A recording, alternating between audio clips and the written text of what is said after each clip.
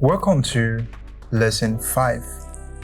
And in today's lesson, we are going to be looking at arithmetic operator. Well, there is no way that we won't perform some sort of calculation. But the truth is, the bunch of the calculation will be done by Python. All we need to do as developers is to understand what to apply to give Python instruction to do those calculations for us, rather than thinking in your head, what is 20 times 50? Once you just give it to the computer or give it to the program, it's going to do that calculation for you, just like the way you will do with your calculator. Now, let's see how we can apply some of those special operator in our program. And the first thing we're going to be doing, of course, is to declare our variables. We're going to be storing some set of data in the variable just to make sure that we can always reference them whenever we need it. For us to do that, let's declare our first variable, which is, we're going to use the word var1. We're going to have a couple of this. And the first instance, we're going to give it 20 as the value. Now, if I use the print function to print this, of course, you're going to get the value for 20. But let's do our var2. Our var2 is, in fact, we can just do it, maybe var1 plus, let's say, plus 2. Now, you can see in my comment here, already demonstrated the possible operators that you can use actually. And one of it is addition, subtraction, multiplication, division.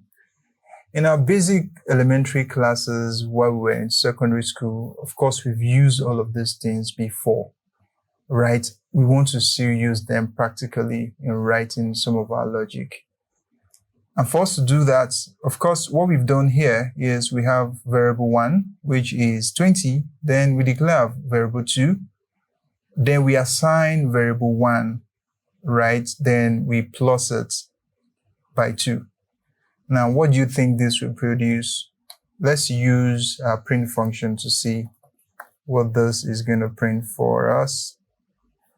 Let me just close this. Print, we want var2. In fact, let's print var1 as well. var1. And if we run, okay, we have to save this. Let me see my tutorial. I'm going to choose, this is day 5. I'm just going to choose day 5. If I save it, then we should be able to run it now. If I say my F5, then we should have our compiler do the great work for us. Now, what do we have here? You can see that we have 20, which is variable 1. Then variable 2, we have 22, which means whatever value is on the variable 1, right, added to 2 and giving us the value that we expect. Now, in other words, what we are performing here is, let me give more space. What we are performing here is addition. Okay, so let's do something else. I'm just going to copy this as well. And I am going to say minus instead. So what we are doing here is subtraction. If I bring the print function, in fact, we need to change this to variable 3, just for us to be sure of what we're doing. If I run the F5, you should be able to see 18, and this is really making sense. So you can see Python performing this magic for us. Let's do more. let's say variable 4. Variable 4. I'm going to undo variable 4. Right. So the next thing we want to do is multiplication. So this is going to be multiplication. Right. You can guess what this answer will be already. It should be 40. Great. Now let's perform more. Let's perform more. I'm just going to say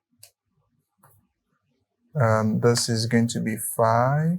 This is going to be 5. And what we want to perform right now is division. Division. If we run it, our F5, you can see we have 10.0. Now, you should be curious as to why do we have 10.0? Why can't we just have 10, right? So one thing is Python always see values or division values as floats. In other words, sometimes when you make division, they are going to be remainder. So Python by default converts such division as floats. In other words, if you check the type of this variable 5, you're going to be saying float as the answer, or you're going to be saying float as the type. Now, how about you want like your integer? You don't want decimal place. Well, there's still a way out. We can then use the floor division. The floor division. So let's make this 6. I'm just going to make this one 6. So the floor division is done by double division. So you can just say floor division. Now let's run our F5 and see what we get. So you can see that we have our 10, and this is really cool. So understand the difference between the floor division and the floor division and the normal division. This converts every of your output to float, while this gives you the integer. Makes sense. So let's move forward. Let's see what more we can do. So let's say this is going to be variable 7. 7. The next thing we want to do really is what we call modulus, right? Modulus in programming. Now let's see. Let me just change this to modulus. Yes, the truth is all of the things we've learned in our secondary school days are really useful, and you just have to remember some of those things. Now, remember when you were taught how to calculate if there's a remainder, trying to figure out if you divide two numbers, how you can get the remainder. That is what modulus does. Modulus helps you to get remainder in every division that you have. So let's say if we divide whatever is in variable 1 by 2, which is 20 divided by 2, is there a remainder? Let's see. So we're going to use modulus. So you use the percentage to actually indicate modulus. So let's run it and see what we get. F5. You can see 0 remainder, which is really cool because when you divide 20 by 2, of course, there's no remainder. Well, let's check the value 3. If I say, you can see 2 is left because when you divide 20 by 3, you're going to be having 2 figures left. And pretty much that's what your modulus does for you. Now, let's still move forward. Let's see other things that we can do. Another calculation we can do is called power operator. Now, remember the square root, right?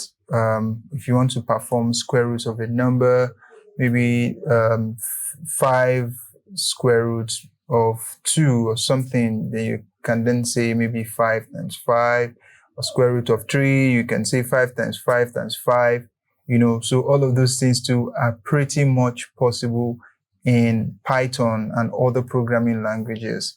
So how can we do that? For us to really do that, we can just say double asterisk, right? Means that this is going to be the square root of 20. Now, let's see how this works. So I'm expecting to say 20 times 20, because in this our variable, in fact, let's just change this to 20 so that we can remember. So 20 times 20, what does it give us? Let's ask Python really. I'm just going to save it and reference F5. You can see 400. And let's don't even use Python. Let me use my Spotlight to see. So if I say 20 times 20, you can see it gives 400, and pretty much that's what you get. Okay, so if you're looking at calculating square roots, so this is more like the n that is going to be on top of the 20 that you normally have in a normal equation. So pretty much that's how square root work, or that's how power operator work in Python. Another set of things we can really look at is calculating or performing arithmetic on string. All of the things we've been doing really are on numbers and floats. String as well can do some sort of calculation. Now let's see an example. So I'm just going to copy this and duplicate. Let's call this 9. Our print function, of course, is going to be 9. Now, let's have our string here. So this isn't modulus, this is power operator. This is string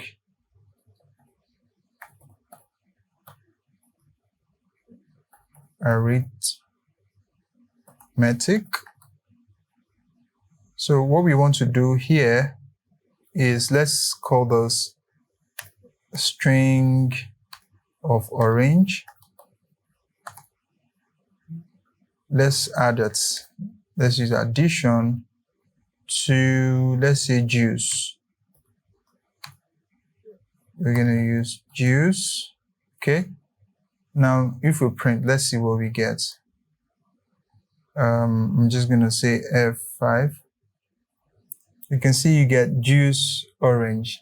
Orange juice. So what you're just doing is adding them together, but you can see that they joined. How about we give space here, right? Just to respect space. You can see you have your space. Pretty much that's cool. Now, how about you want to perform multiplication on those two things? So let's say this is going to be our 10.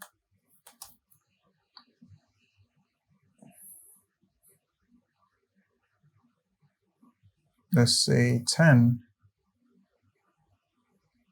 So what we want to do right now is we want to perform multiplication.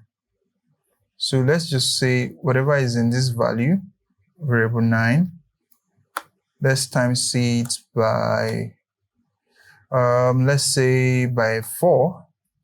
Let's see the magic that happens. You can see it printed it 4 times. 4 times. So these are some of the things you would want to use. In the event you want to multiply some string, of course, you know it's possible for you to do that.